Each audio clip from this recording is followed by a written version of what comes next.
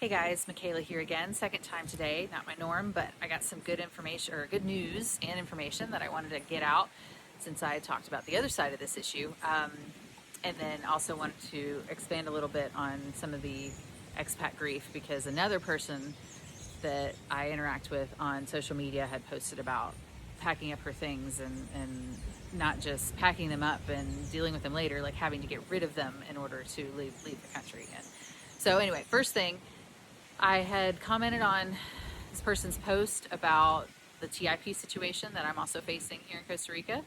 They responded with they actually were inspired by my journey to drive it instead of trying to fly with their animals.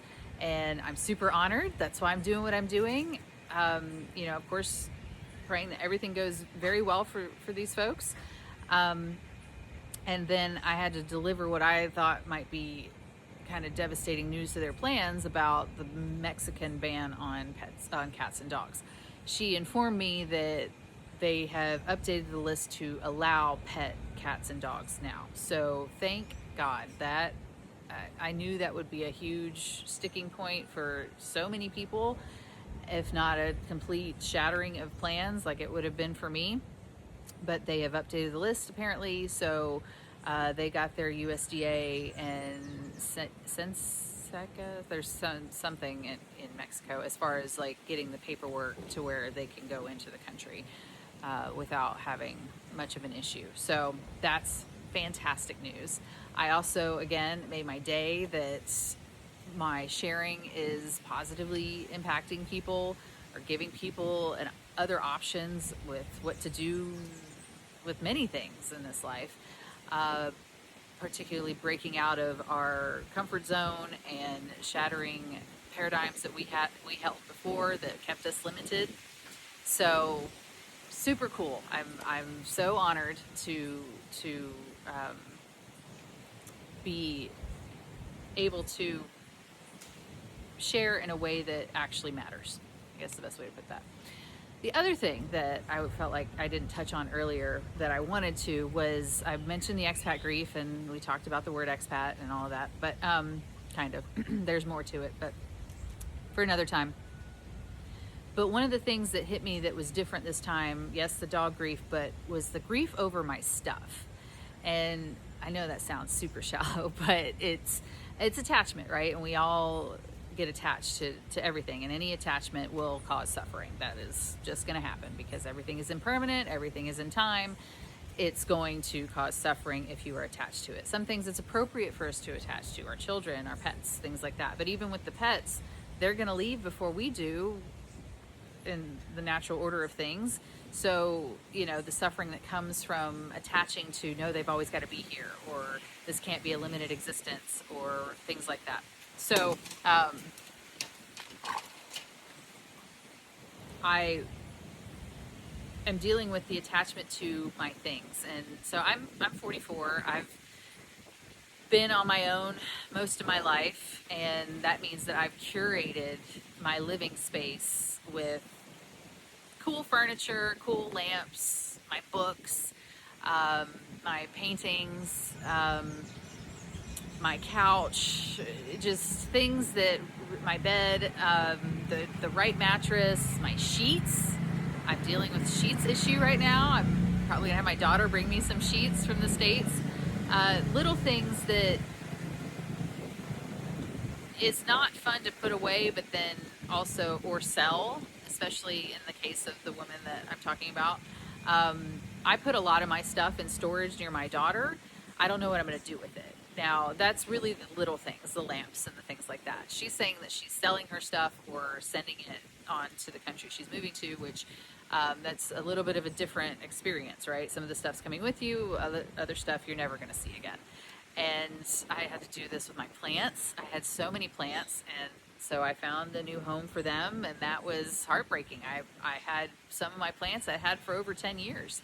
And again, this isn't something that's going to bubble up really, except in the moment when you're doing it, and then once you've landed and your nervous system can give a shit about this. Maslow's hierarchy of needs, now that we've got safety and survival figured out, then we can go into these less pressing issues, but still they cause grief.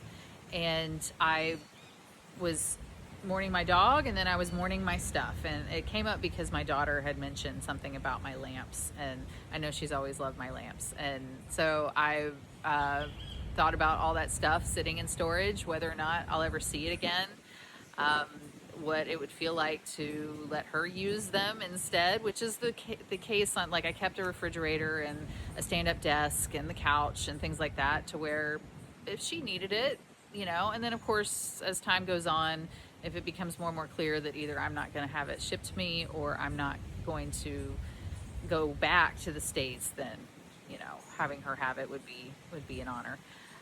But these things are very real experiences. They can cause a lot of deep emotion. The other thing that happened this week was that I offloaded my car fully for the first time since I left Texas. And I brought 29 books. They counted them, I think it was 29, in Nicaragua. So a lot of those have just been sitting in the car, and a lot of other things. Now, I moved everything. I offloaded the car completely, so she's probably feeling a little lighter. And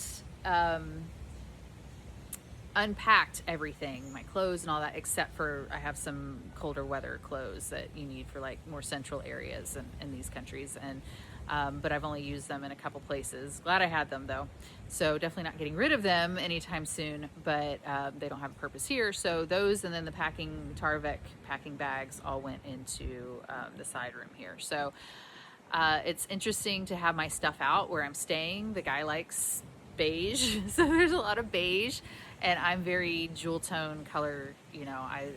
My last place I stayed, I painted the room like a very dark teal, and I did paint it back, but I like that kind of thing. So it helps. Like, I have my red rain jacket on the back of a chair, and I have one of my sarongs on another chair, and my bags that I use for the beach and things like that kind of hanging in certain places. Then of course my books are out.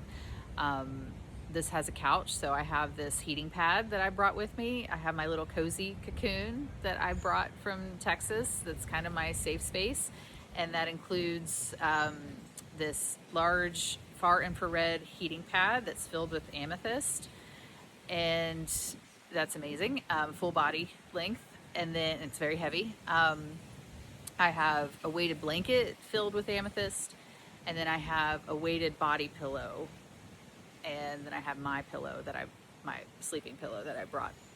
So the heating pad and the weighted blanket all fit on the couch very nicely, and so I'm creating my little cocoon in there.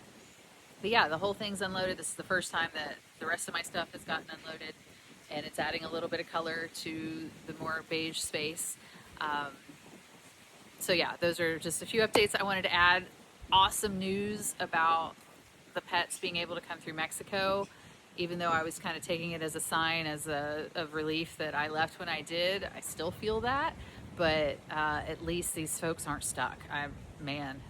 Like I said, my head would have exploded, and I can only imagine the panic that must have occurred prior to this exemption being granted. So hopefully it sticks, and yeah, we'll talk again soon. Bye.